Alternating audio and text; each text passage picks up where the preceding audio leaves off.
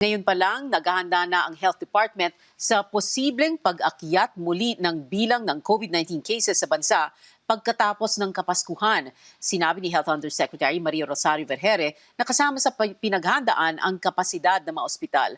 Kaugnay niyan, kausapin natin si Philippine Hospital Association President Dr. Jaime Almora. Dr. Almora, magandang gabi po sa inyo. Thank you very much for taking our call. Well, let's begin with this. So, nagre-ready na po kayo, naghahanda na po kayo for a possible surge in COVID-19 cases.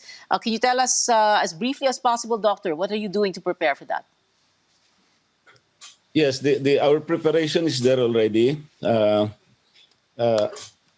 We have our isolation rooms, our triage area, but we have problem on manpower.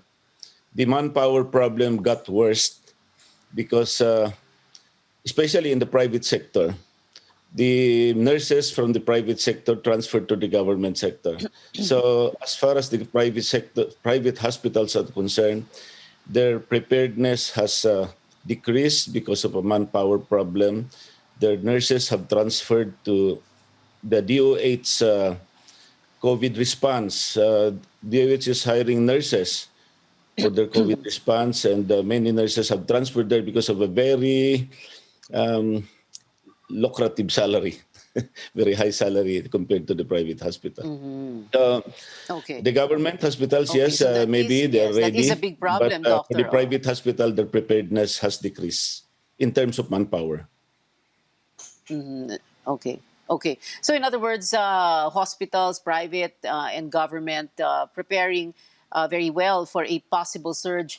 A possible surge, Dr. Almora, because people are going to be celebrating this Christmas season, no? But and 2-3 months ago, sinabi halimbawa ni former Health Secretary Manolet Dairit, no, na discouraging Christmas gatherings, family reunions, no?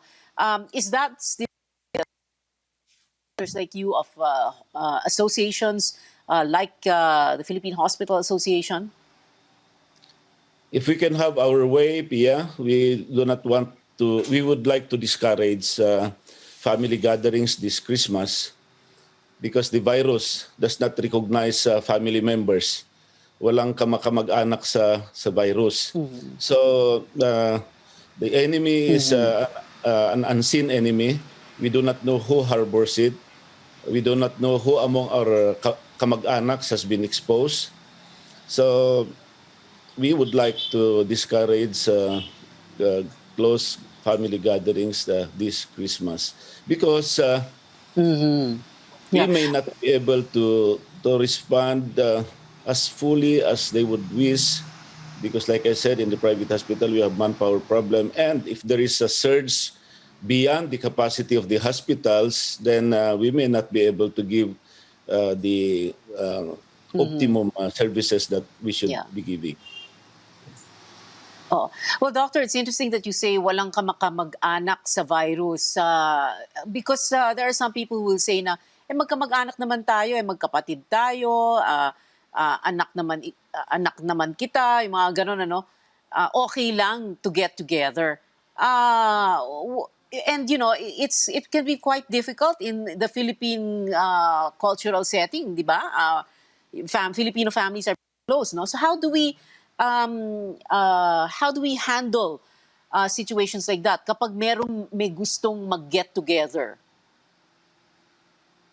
Well, for those who stay in one household, yes, maybe they have a lesser chance to infect each other. Consider if they have not been, exposed outside.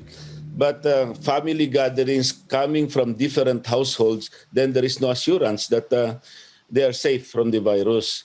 So we would like to call on the public to please continue observing social distancing, physical distancing, because although we are trying our best to be prepared, the level of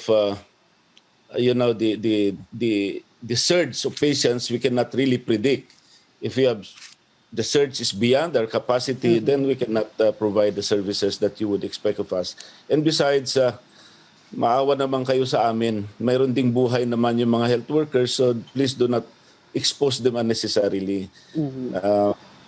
Mag-ingat naman kayo Okay. para So Doctor, you're saying, maiwasan din yung just to clarify, oo, wag mag-get together yung mga different households. Do not mix households. That's what you're saying.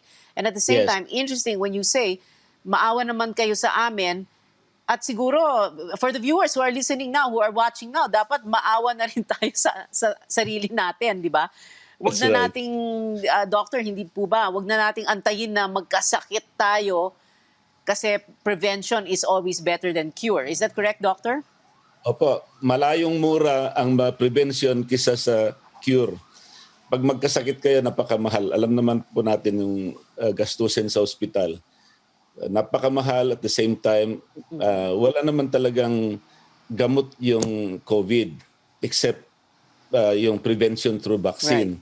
So like any viral diseases, wala yung specific na treatment para sa COVID. So do not expect na pagpunta nyo sa hospital magagamot kayo kaagad, because it all still depends Makakalabas on kayo. your antibodies, on the way how you can respond to the virus, yung innate immunity po ninyo.